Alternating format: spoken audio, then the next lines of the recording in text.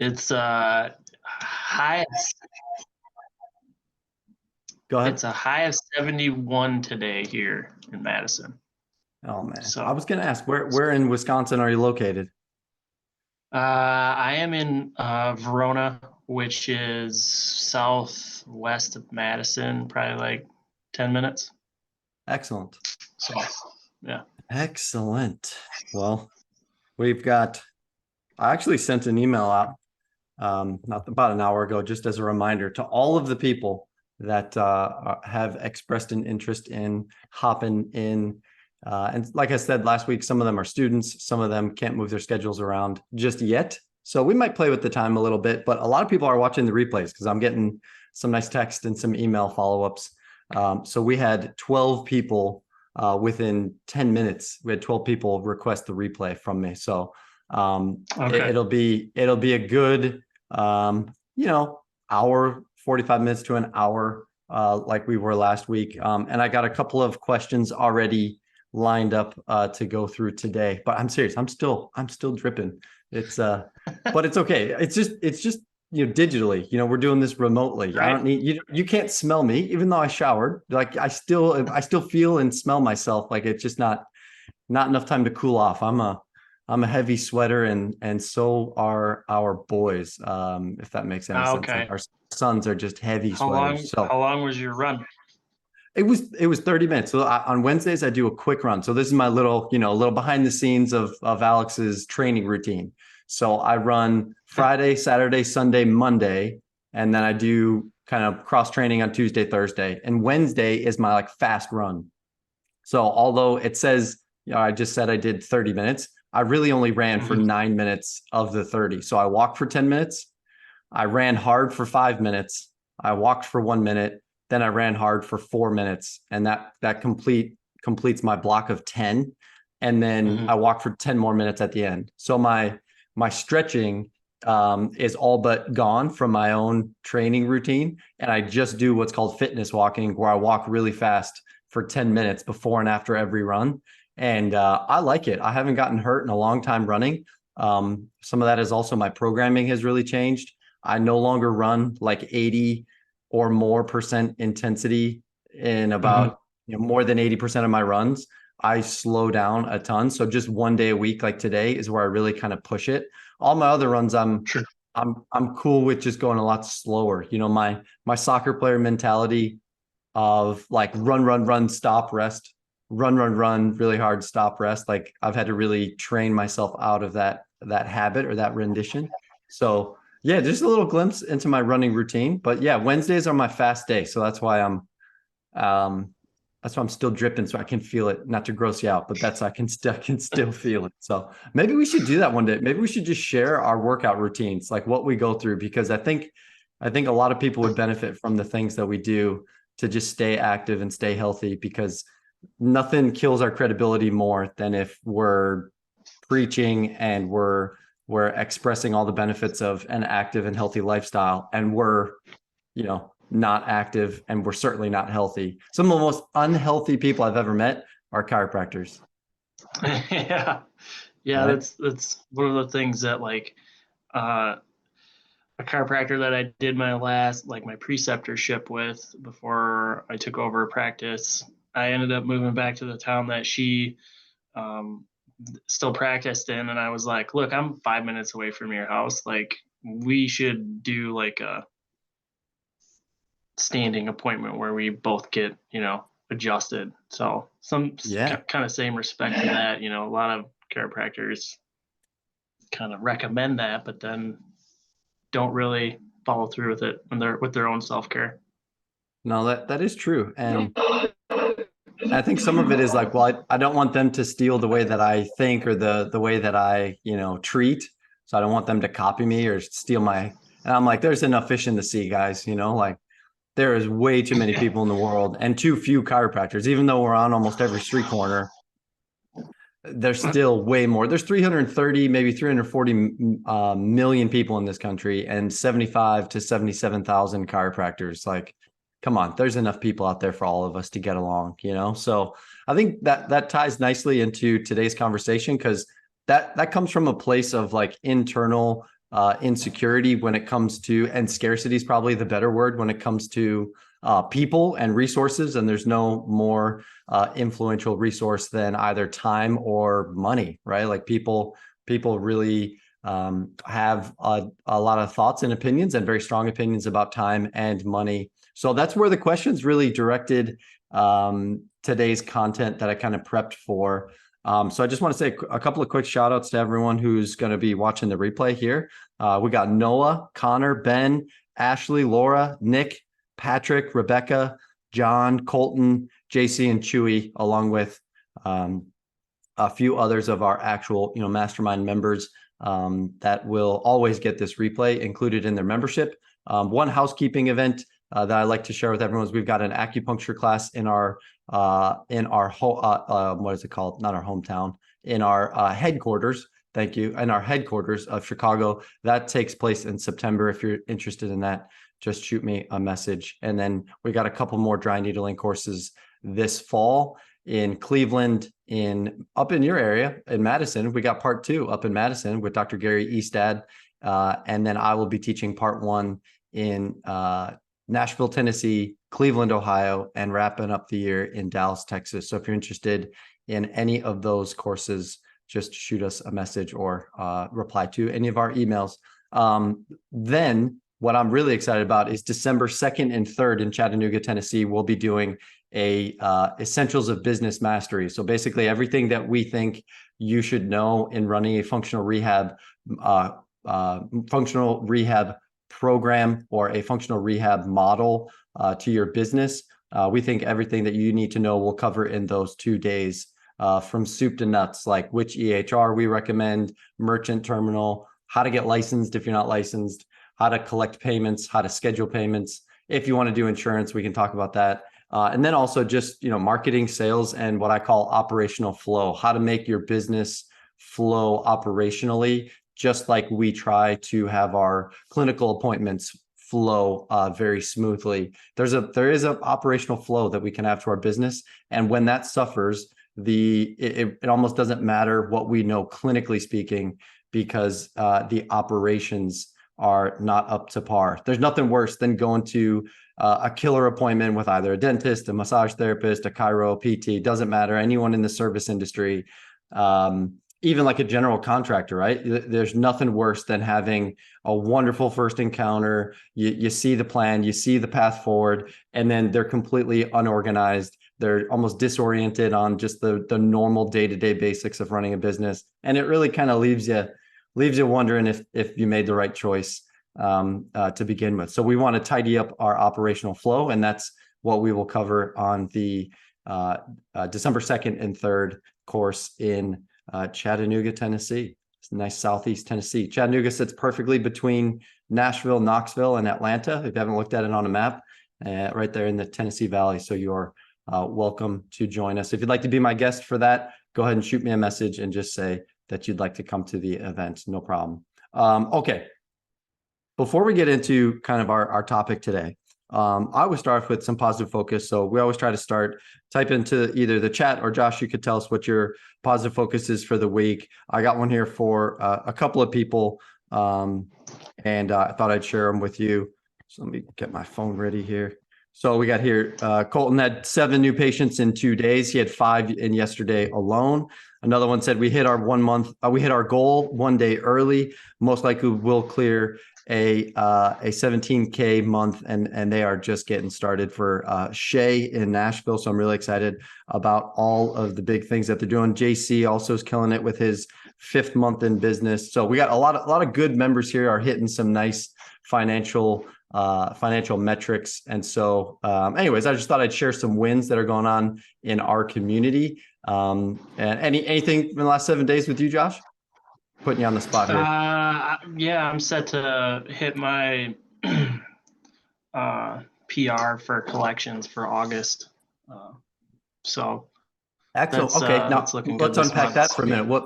Let's unpack that. So what do you attribute a successful month? Because I think I've said this a couple times in a row. Forgive me for repeating myself, but I am a dad, so I do repeat myself.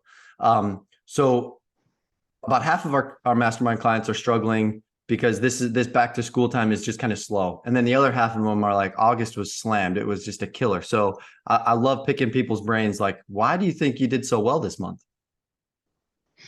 I think that a lot of my patients are starting to like that's on the horizon, right? So some of them are stressed out, and I'm just asking people, for referrals or whatever. But like a lot of my established patients are like going into this, they're stressed, they're traveling a lot, so they're coming to me with some of these, more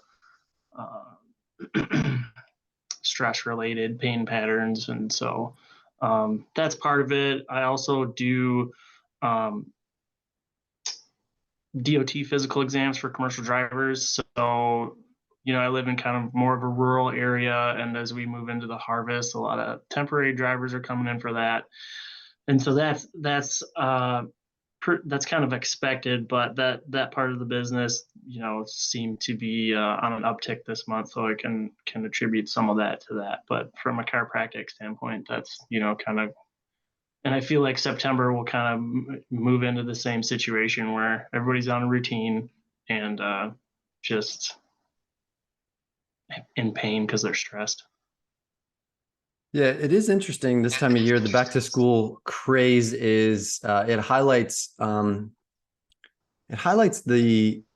like the law of unintended consequences, right? Like all we're doing is getting kids back to school or getting different commitments that just back to school brings, right? Even if you don't have kids, like there's still other areas of your life that are affected by the school time and the school year, whether even at a very mild or minimal thing like traffic. Like if I go out this way, if I get stopped by the elementary school at the wrong time, I'll be there for like 20 minutes. So like back to school, for whatever reason, just brings a certain amount of stress with it. And I do think that there's a certain amount of getting ahead of your slow points in your clinic year. And that goes back to what I refer to as annual planning. So like if you look back on your past 12 months at annual planning, and you can look at those seasons of the year where you had exceptionally high numbers, and then you look at the seasons of your treatment year where you go, wow, we were really slow the first 2 weeks in August. And then you aim to put some marketing effort into quarter two of the next year so that you start to plan for your slow times, or you start assigning projects and tasks to our people and our staff during those times. So that another example would be, right when summer gets out, it's typically a little bit slower, at least it is in our clinic. So we assign a lot of important and time-consuming tasks in June and July, knowing that our clinic might be just a little bit slower. So now's the time to do a ton of data migration, to do a lot of data importing, getting caught up on all of our patient records if we're behind, getting caught up on bills, anything that needs a person's attention and a detailed focus, where the January and February, when we're typically slammed, that's not the time to spend 6 hours a day importing data into some spreadsheet or into our CRM. Like that's like the most important thing is to treat the patients. So we can't just do a lower level activity and negate the fact that the thing that pays the bills at this point is treating patients. So no, I think that it's all a part of the annual plan. And I'll share with you guys what I do for my annual planning on a later call if you'd like. We close down the clinic for 2 days, and we go through the financials for the year, and we go through patient numbers, and we go through marketing plan for the year as well. So we in our clinic, we have a referral for rewards contest that starts on Friday for the month of September, where you could win, I think it's a tablet. I think that's what our reward is. But we thought of this plan back in January. So even though it's September, we didn't race off and do 50 different marketing things in January. We spaced them out. And so now it's the end of August. Now our marketing is going to kick up for this referral for rewards contest in September. So anyways, I thought I would start us off with that. And then also I got a couple of questions that have come in on the interwebs, if you'd like, or people have just reached out to me directly for this week. But Josh, I thought I'd give you the floor. Is there any question, anything we talked about previously, or anything on your mind that you want my eyes or ears on, or my feedback on, before I take these other questions?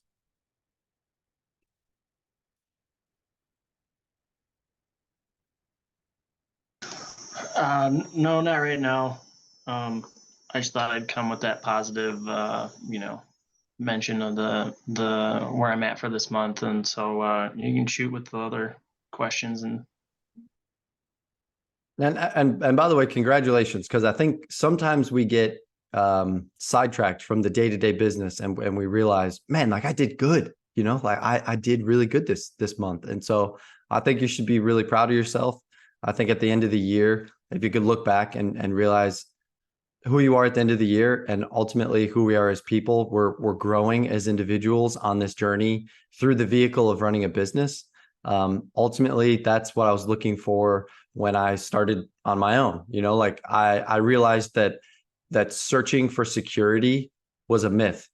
And in the more freedom that I chose to pursue, I achieved a level of security I could never fathom. So there is a myth, right, on that security versus freedom spectrum.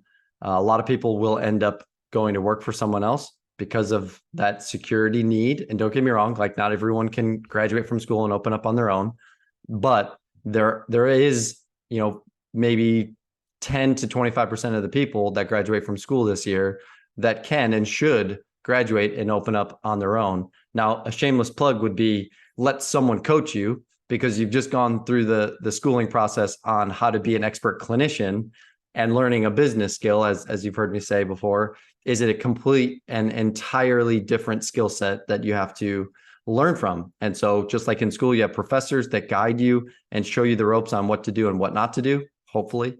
Then there's also coaches and consulting options for you. So let me help you. If you're watching this and you're considering opening up on your own, let's talk. Book a call with me or shoot me an email and let's talk, because I'd love to guide you along that journey so that you can avoid some of the common mistakes that I made and that others have made that have shared with me, and also so that you can hit the ground running once you get your license and you start seeing patients on your own. Or if you're an associate and you're like, man, I'm tired of this, I am ready to just go out on my own.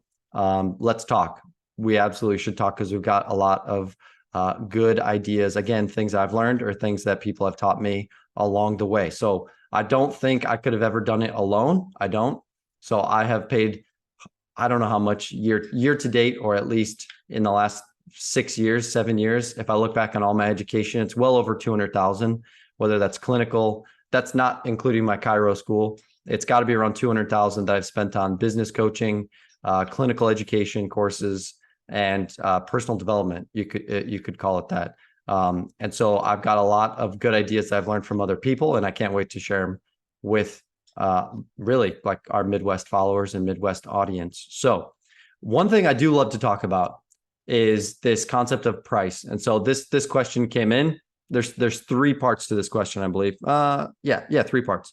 First part is, how do you know what prices to set when you are starting out on your own? And so that's a good place to start. So the first thing that I would do is I would avoid what people are telling you you have to charge, right? So if everyone in your area or in your industry are charging $39 for a new patient special, which is very common because it does get people in the door, I would avoid doing the exact same thing. I would avoid being the cheapest. And if I'm just starting out, I would avoid being the most expensive. Now, don't get me wrong, within a year, you might want to consider being the most expensive, but not yet. Like, we need some social proof. We need some testimonials. We need some marketing material before we come out with this, jaw-dropping price that I encourage a lot of people. Having said that, I think a pitfall or a myth in setting our prices is to call other offices, because if you want what everyone else has, then continue to do what everyone else is doing. And consumer reports continue to show how chiropractors are struggling outside of their business. And so I don't want what everyone has. If an overwhelming majority of chiropractors are broke, I don't want what they have. If an overwhelming majority of chiropractors have this huge, big building and they've got $25,000, $30,000, $35,000 monthly overheads, yeah, they're playing a volume game. I don't want to play that game. I'm going to start small, maybe in a room in a gym or a room inside of another chiropractor's clinic. I'm going to rent an 8x10 room for a couple $100 a week, and definitely under $1,000 for the month. and I'm just going to get cash flow positive month after month. And I can't do that by charging very little, but having a high monthly overhead. So I don't want to make big commitments. I don't want the best EHR. I don't even need a lot of kettlebells. I don't need much to start. I need maybe like an internet connection. I need an EHR, which you could get for like, less than $100 a month.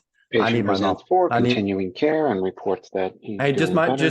just mind your mic, Joey. Just mind your mic as you come in here. Thank you, sir. So where we go from there would be, we can't continue to charge what everyone else in our industry are charging. And I don't recommend that we put our prices online. I encourage patients to learn directly from our mouths, whether it's a phone call or it's in person, what our prices are. It's an unpopular opinion. And I used to not be a big fan of online scheduling. But if we're going to be charging a lot of money for the new patient evaluation, I've come to terms with the technology developments over the last 3 or 4 years with online booking, and there is a convenience factor. So I'm doing a 180 on online booking. You could thank one of my clients, Colton, for sharing some of the data behind his online booking. Do you guys offer online booking at all? Just give me a thumbs up or a nod, or you could text me or type in the chat if you do. I didn't for a long time. Now here's the thing: if you're solo, if you're all by yourself, or you might have a part-time person who's not very consistent on the phones, then having a thank you, Joey. Perfect. So if you have someone that's not consistent on the phones, then having an online scheduler is actually more convenient, because there are some people that work outside of the normal 9 to 5 hours. And so they want to book when it's convenient for them. So just something to consider. It also takes a lot of my time if I'm scheduling when I should be, the one treating. So in the beginning, I want to make sure that I'm spending a lot of my time on valuable things. Scheduling, if it can be done online, that's great. However, I don't recommend and I don't encourage you show your prices. Now, because of recent laws and the No Surprises Act, we do have to disclose our prices. So I'm not saying be disingenuous or say, yeah, we'll tell you when you get here. I think that this is a personal and a very intentional opportunity to start your sales process. So we can talk about the sales process on another call, but I just as we're starting out on talking about prices, I don't recommend having your prices online, especially if they're above the expectation of what a chiropractor should cost. And I've studied this. I've looked at hundreds, if not thousands, of chiropractors across the country and their pricing model. And if you're under $100, that is considered an impulse buy. So if you're going to be charging your new patient evaluation over $100, which I recommend you do, then I would consider having them be able to book a new patient appointment online, but then it always has to be followed up with a phone call, either a phone call or you have, if it's like really quick, like if you allow online booking, like it's 5 till 2 p.m. Eastern time right now. If somebody booked online for 2:30 with me and I don't have a chance to give them a call, before we ever even start the appointment, I'm having a conversation about what today's price will be so that they're not caught off guard about what my massive rates are for what I charge. Because if you don't have a conversation about it, they will assume that you're just like every other chiropractor and the new patient is $29 to $39 or $60 for an adjustment, full body, whatever their previous chiro did. If anything, I've heard horror stories where someone has a deductible and a copay and the chiropractor doesn't even collect the copay. And so they're asking us to not collect the copay. I'm like, what? That's the point of a copay. Like, that's your responsibility. But again, that's a conversation for another day. But going back to my original question, or the original question, how do you know what prices to start off with? Number one is, I say this tongue in cheek, but whatever number comes to your head, whatever comes to mind, add a 1 in front of it. So if you're thinking $95 or $75 or $50 to get a new patient in, consider what would happen if you added a 1 in front of it. And the reason for that is, I think people are aware of what we do in the functional rehab world and how different it is compared to the rack 'em and crack 'em, get them in, get them out, come in for your first new patient, x-rays, exam, and then come back later for the presentation of your plan of care. I think that's reached market saturation. I think that's reached market fatigue is another way of saying it. So I think we've got to come up with something different. And so the unique sales proposition would be this. And I'll use, Josh or Joey, I'll use one of you guys and I'll say, hey, look, if at the end of your hour-long assessment, where we take a complete medical history, a complete exercise history, we do a comprehensive assessment, and that includes orthopedic, neurologic, and functional movements. And we can identify, we can identify what we think is wrong, our best steps forward based on what we think is wrong, and at the same time, some other areas of low-hanging fruit, because we're not just going to look at the knee. We're not just going to look at the shoulder. We're going to look at your whole body. So how would it feel if at the end of our hour-long appointment that you knew how every muscle, bone, and tendon and joint in your body were moving? Would that be helpful? And typically people say, yeah, that'd be really good to know. Great. Now, this is the place for you. Because if what you're looking for is my back hurts, I want to come in, I want to get adjusted, and I need to be out of there in 5 minutes, well, then we're not the place for you. That would be $39. You can go down the street for that. That's not what we do here. But if you are looking for that comprehensive functional rehabilitation, where we look at everything from your big toe to your head and everything in between, this is the place for you. And as such, the price for that new patient exam is $295.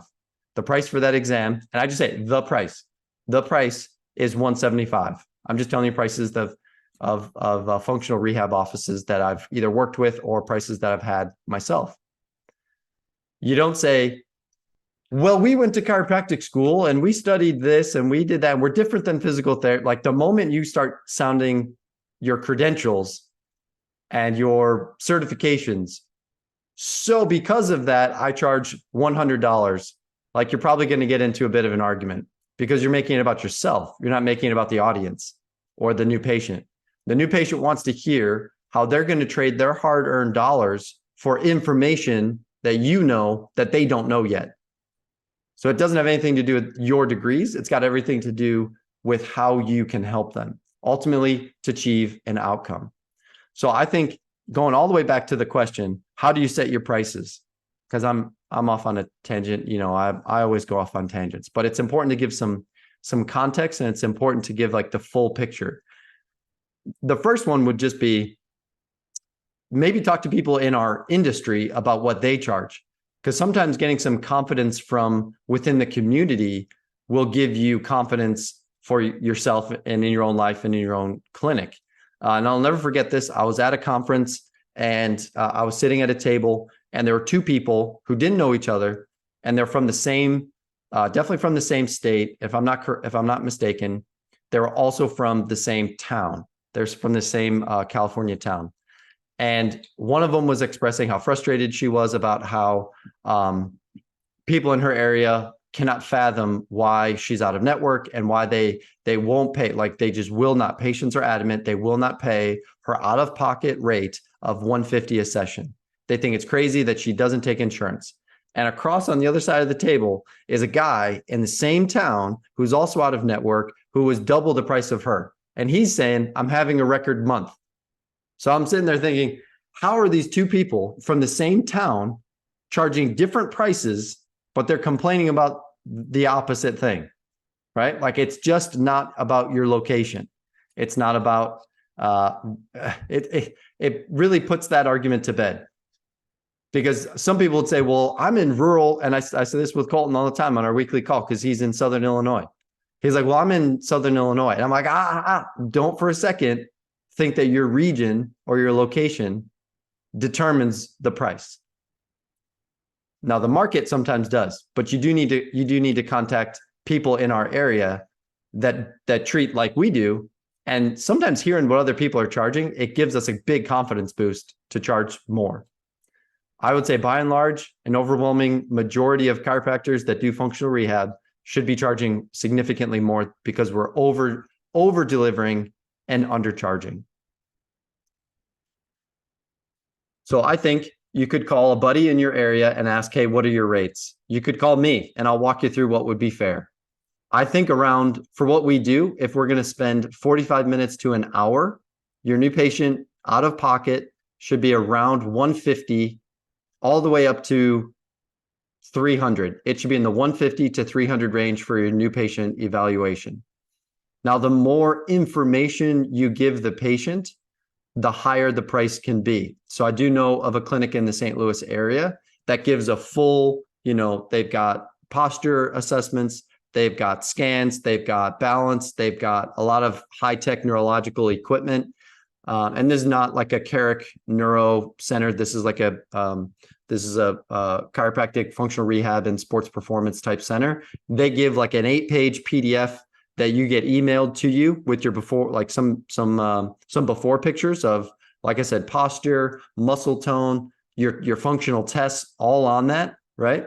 And their initial assessment is $1,800, and you go 3 times, so it's $600. But you get this huge pamphlet that you get to take with you, and I love that idea because they're over delivering. They're giving the patient exactly what they want, and they're giving them a ton of information, right? Not up here. And also not in the EHR. They're giving the patient the information that they know about themselves. So therefore, they can charge what they want, as opposed to what an overwhelming majority of chiropractic offices do, which is we tell them what we see, or we sometimes even text them.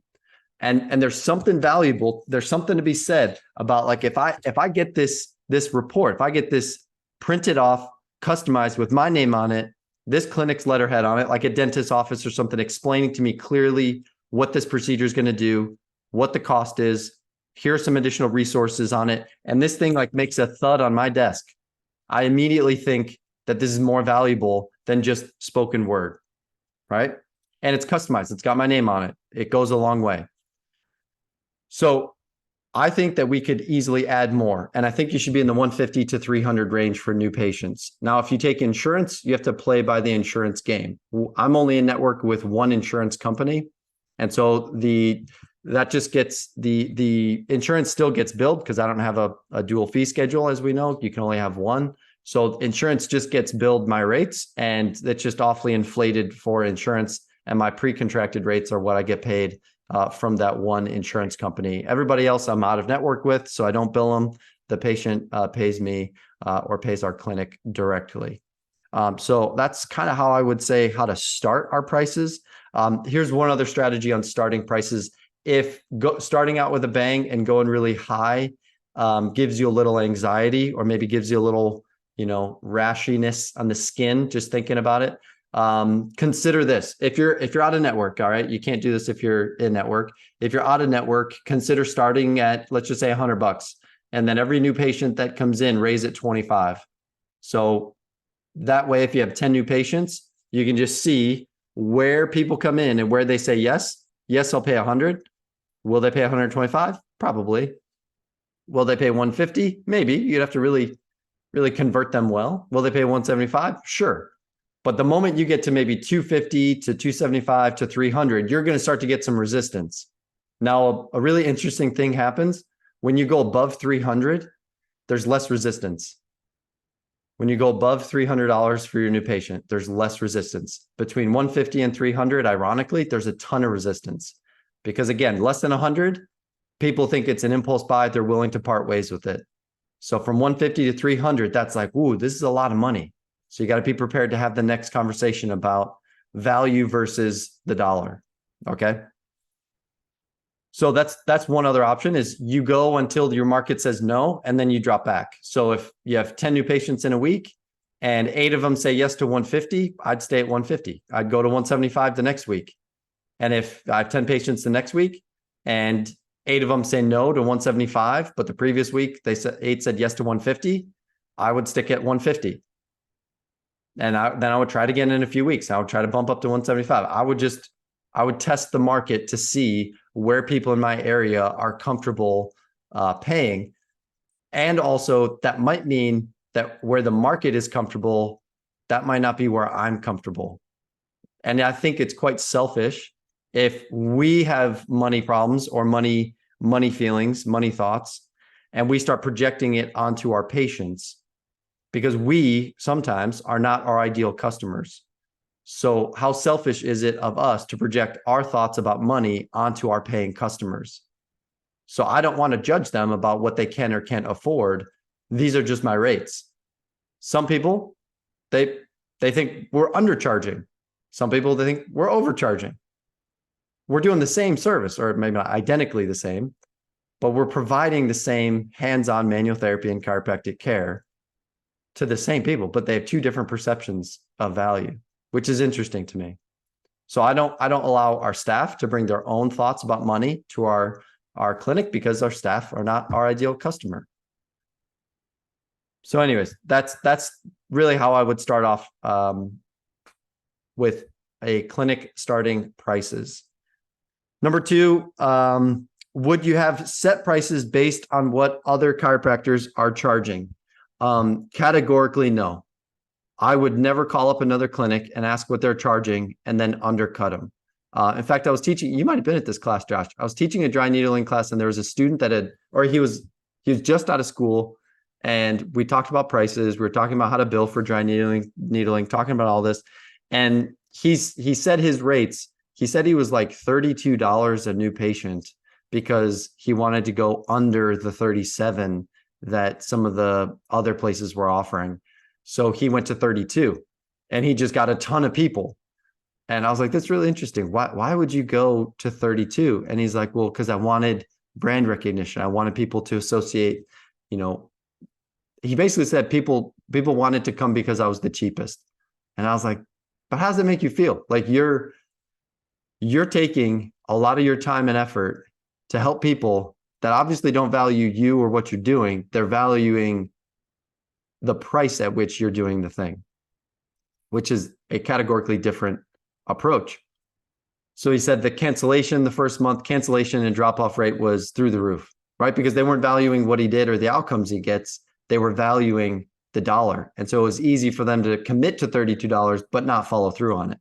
Whereas if I go see Josh or if I go see Joey or I see Laura, if I go see Laura and she's charging $175 and I agree to go to that appointment, I am not missing that appointment. That is a commitment, right? So we, statistically speaking, see a huge arrival rate the higher the price point goes. People just don't miss their appointments with us. Now, they do when illness and stuff like that comes up.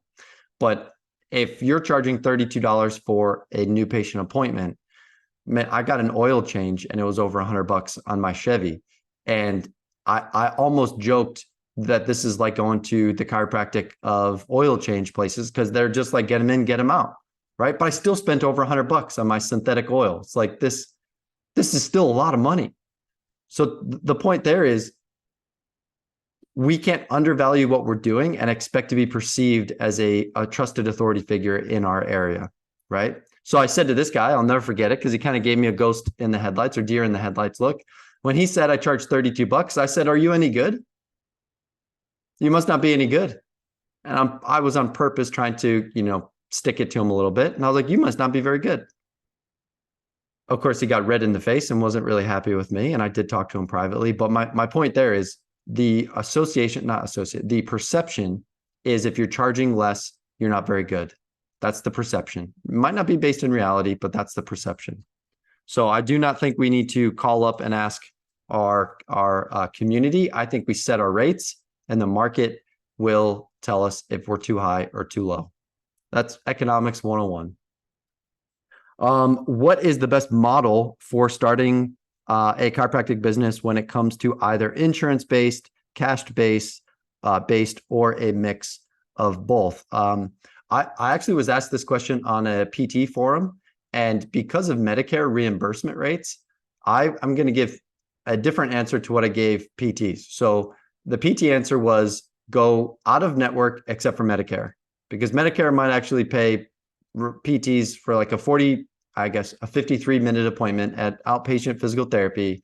They'll pay them about, depending on where, like 116 to like 130. Like that's what they'll get paid for that hour. Okay.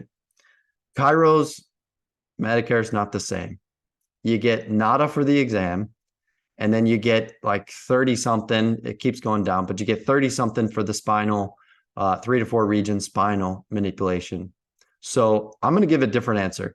If I were to start all over from scratch, I would be out of network with everyone, including Medicare and Medicaid. And I would consider only being in network with Blue Cross Blue Shield PPO or Blue Cross Anthem PPO, because based on how we bill for Blue Cross patients, right? Not United, I mean, I'm going to get canceled. I know some insurance is just going to come back at me. They're going to say that, well, I'll just stop. But United, Cigna, Aetna, that places caps on either visits or how much they reimburse per visit. That doesn't sit right with me, right? I understand the background. I understand chiropractors overbilling in the 80s and the 90s. I just don't like being lumped into the same category as your high volume, get them in, get them out, 3 to 5 minute appointments. They want the $60. They want $60 because they want to see 50 to 100 people that day. Because that's not bad. Those are pretty good margins. If you're getting paid $60 to just do the same thing to 50 people, that's pretty good. That's a pretty good day. Not going to lie. What was that? Three grand? If you get paid $60 for 50 people, that's $3 in the day, right? However, I would rather see 10 people at 300 a pop to make 300 or $3,000 in a day. But that's just me, right? So I would consider cash or out of network plus Blue Cross or Anthem exclusively starting out.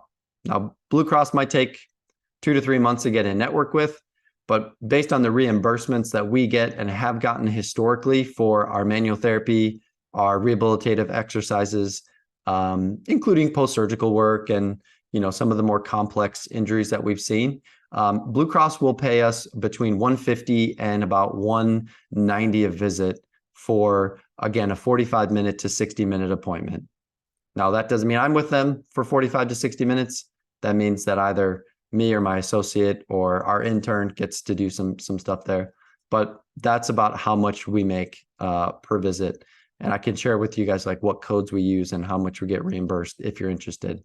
But that's about how much we make. So if I'm charging $175 cash and I'm billing Blue Cross and getting reimbursed $175, that's where the like for like amount is, I think, pretty fair. So having said that, though, with Blue Cross, you do have to be careful with some of these high deductible marketplace insurance plans that have come out where people historically might have only had a $500 deductible for the year for their family and for the year. And now we're seeing deductibles that are $5,000, $8,000, $9,000, $10,000 per year. So that basically is a cash patient, right? Like they have to have some type of payment option or payment plan as if they are a cash-based patient. So those are the 3 that were sent in to me directly. Let me just switch over here to Ben sent these in.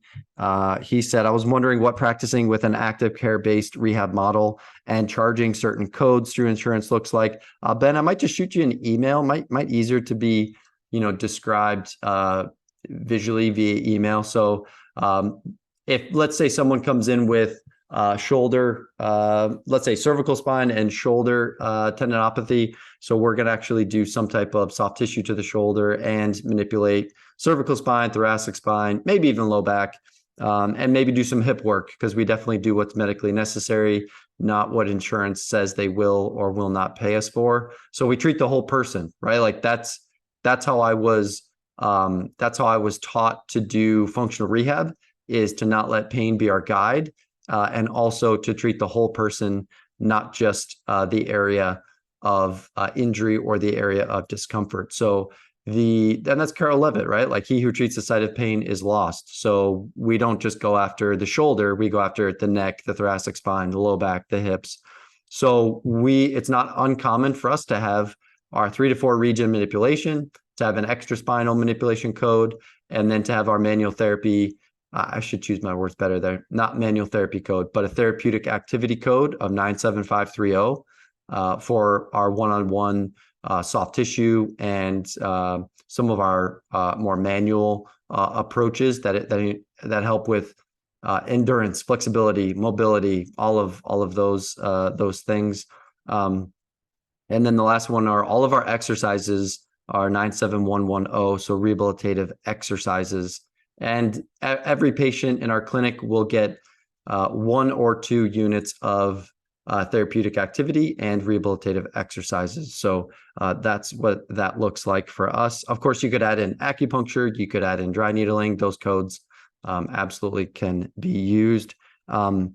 What specific rules or insurance policies do you need to be aware of, and how do you charge these codes so we will still get paid, but not overcharging the patient's insurance and causing problems? Now, insurance is a game. So if you create an itemized fee schedule for your practice, which we recommend you update it every year, and if you're in network with people, notify your insurance company that you're in network with, that your fee schedule has changed. But really, I hate to say it, but a fee schedule is a smoke and mirrors. It is, you could put it's wishful thinking. You could put everything that you want to make on your fee schedule, and you could bill insurance. But because you're pre-contracted with them, if I sent Blue Cross a bill for $500 that I treated a patient for an hour, they're still going to pay me my $150 to $190. If I sent them a $5,000 bill, they're going to still pay me $150 to $190. So what I charge to an insurance company is really irrelevant. That's a lesson I've had to learn. So what does matter is how much the patient is going to pay and what percentage of the amounts that I'm willing to take home compared to what the insurance will pay. So that's a lot of insurance contingencies there, which I don't like. So I prefer cash, pay for the appointment, or pre-contracted negotiations or pre-contracted rates with Blue Cross. And so I know how much I'm getting, again, because I'll know if a patient has a copay or if they have a co-insurance, how much I will be making and our clinic will be making from seeing that patient there. So good questions. Again, just to review, my recommendation would be go out of network, charge between $150 and $300 a visit with everyone, except if they have Blue Cross, then I would bill Anthem or Blue Cross insurance accordingly. Last question from Ben was, he was wondering what a typical initial assessment visit would look like for me. How long are your appointments, and what does your assessment look like? So the new patient assessment for me is it's 60 minutes long. I do have an intensive, I call it intensive therapy, where someone might be going through something a little bit more complex or complicated. And those new patient intensive therapy assessments are 90 minutes in length.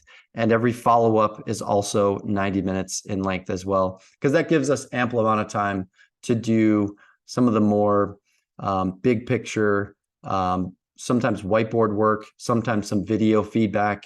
A lot of times there's a good conversation that has to be had up front. And then we get into it with some of the manual therapy, blood flow restriction, which takes time. So yeah, that's kind of what the intensive therapy looks like. For a regular patient, like I said, 45 minutes, usually closer to 60, because I get pretty chatty. And my assessments are pretty similar. I don't think they'll be any different from what you guys do. Every patient goes through an SFMA, and at this point, I'll put everyone through an SFMA assessment in about 7 minutes or less. If it's low back, we'll do some of McGill's tests. If it's, we'll always do some DNS tests. Then we'll do some soft tissue assessments. So we'll while I'm not trained in the fascial distortion model, we'll also look into more of the kind of the functional soft tissue to just see how we can provide some relief even inside of the soft tissue assessment, if that makes any sense. And then we do, a pretty comprehensive joint assessment. So like I said earlier, if someone has shoulder pain, we'll do a full motion palpation of the cervical spine, thoracic spine, lumbar spine. We'll look at, shoulder kinematics, and we'll do a lot of functional assessments of the shoulder. In between the functional assessments are a lot of orthopedic tests. So I disguise them as functional tests. I don't do a lot of, basically textbook orthopedic assessments. I do a lot of, like while you're like for example, the low back, like while you're already laying face down, getting ready to do some McKenzie prone press ups, we'll do some Eli's or we'll do some Hibs. Like we'll intermix those right into it. And I don't formally say to the patient, all right, now we're going to take a break from McKenzie and we're going to go into our orthopedic assessment of the hip. Let's do our Eli's test. No, I just do it, right? I just move right on. And then it just is like a nice sequential pattern. Speaking of patterns, well, coming out, one of the best piece of advice that I learned from my mentor was to have a nice pattern for someone in terms of the table, because you don't want them going from standing to laying down to standing to sitting to laying down to standing again to laying on one side, then standing, then laying on the other side. So we just created this nice system where the patient is sitting for the intake. So we start, depending on the region that hurts, we start the assessments right there in the seated position. Then we'll have them stand to go from the chair to the assessment table. Then while they're standing, they'll do the standing assessments. Then they'll go face down on the table, then on one side, on the other. And then if they have anything to do like on their back, we'll do some glute bridges and some muscle endurance tests there. And then we'll have them up. And that's kind of the order, the routine. And again, it minimizes effort on the patient's part. Nothing's worse than having like a low back sprain strain or a disc type patient in the table or in the room, and they're super acute just standing up, and then you have them go do a bunch of moves just to sit down and stand up like 5 or 6 times. So 2 thumbs down for faulty planning. So we want to make sure that we are courteous in our assessment order and the pattern there. So yeah, anyways, that's my structure. That's what it looks like for me. Josh, Joey, any tips, anything that you would want to share, anything different that you guys do?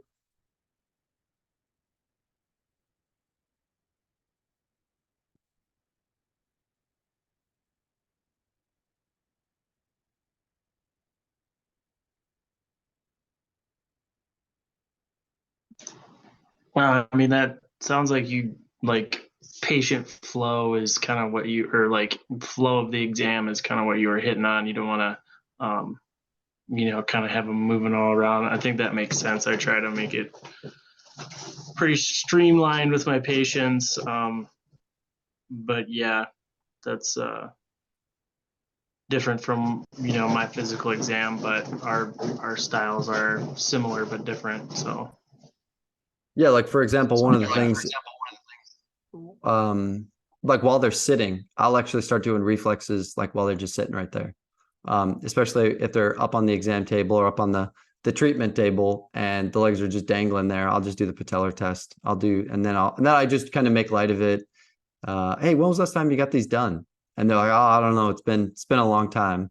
And I'm like, oh, really? Like, oh, it's standard for us. We try to do it every visit not every visit. We try to do it for every low back patient because you never know. Got to rule out everything, right? And again, that, like, in my opinion, I'm not doing it just to check a box. I'm actually doing it for clinical information because I don't want to miss something like big, right? And I've caught a couple of pretty interesting neurological cases just because I was the first one that checked reflexes in especially several patients with serious neurological conditions. And all I did was my normal routine. And I checked reflexes that were abnormal, as they say. So excellent. Any closing comments here? I've got a couple more people are hitting me up on Instagram for the replay right now. So more questions are coming in. I think we'll do a follow-up with this because I do think people like that operational flow. People are interested in not just pricing, but then like the next thing would be the sales. So like, how do you actually tell a patient that and I kind of did it earlier, but then how do you tell a patient, I need to see you how many times, right? So if someone has that low back sprain strain, are you telling them, hey, I want to see you 4 times, twice a week for 2 weeks? I don't know.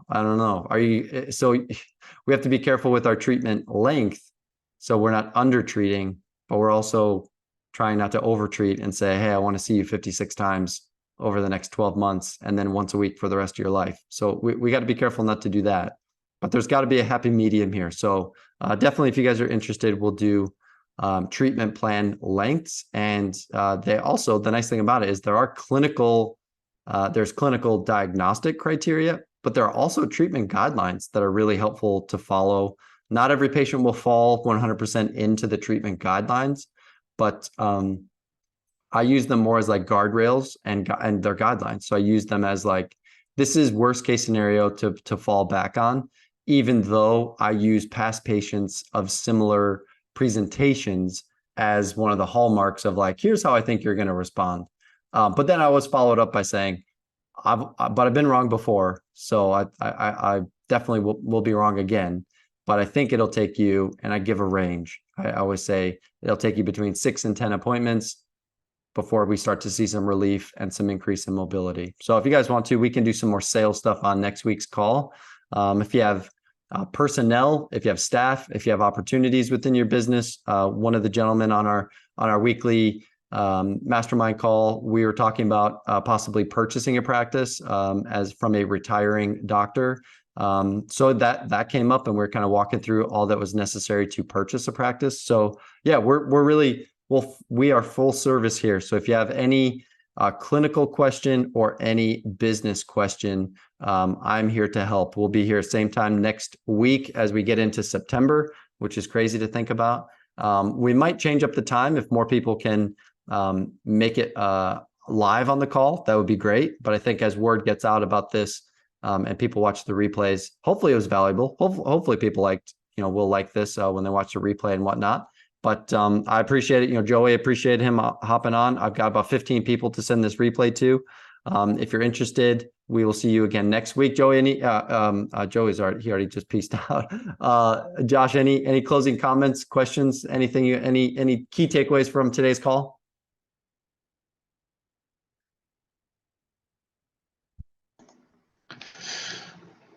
Yeah, it was just interesting to hear your recommendations on like price point. And I think I was in that class where that kid undercut the dry needling. And like you say, you make a good point, like people aren't valuing your skills or your particular expertise. They just see the dollar sign. So it's, good to kind of differentiate, that and come and do it with some confidence about, what you offer. That's right. And I think competence, I put this in a Midwest Monday email a few weeks ago. Competence builds confidence. So the better we get at a thing, the more confident we are at selling the thing. And the exact opposite is true. The less competent we are at it, the less confidence we are in selling the thing. So if I'm not confident in my ability to help you solve your problem, Josh, you will absolutely be able to tell in my sales presentation, right? And not even to go political or anything, but like even watching Ron DeSantis on the debate stage, I watched like just a little bit of it. Like I don't even think he believed some of the things that he was saying, right? And I think it's because he's known, like he's a great governor of Florida, in my opinion. He's a great governor, and it's because he's this like he's going after some people in Florida. He's going after some movements and some entities in Florida. And that's what the people in Florida love. And that's what they reelected him by 19 points for in Florida. And then when he got on the stage, he completely was a different person. And that's not the Ron DeSantis that I want, to be president. So my point there is we do the same thing. Like we're really talented clinically speaking. And then when we're talking our prices, all of a sudden we just become like a shrill of ourselves, because we're not confident to tell someone, yeah, we're $200. This appointment for what we're about to do, we're going to change your life. We're charging you $200. And I think it does come from that confidence. I think it does come from that self-belief. But also, if you have to tell a patient to value what we do, like you're done. If we end up getting into that, like you don't value what I do, if you're not willing to pay $75, $95 for what I'm doing, you don't value what I do. It's like, you're lost. You're done.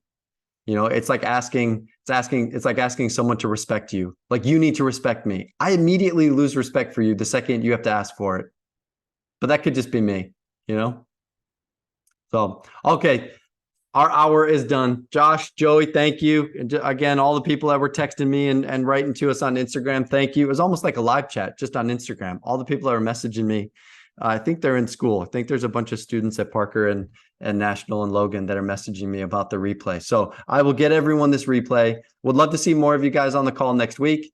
Josh and Joey, thanks again for coming on. Until next time, guys, we will see you later. Have a great rest of your day, and we'll talk to you soon.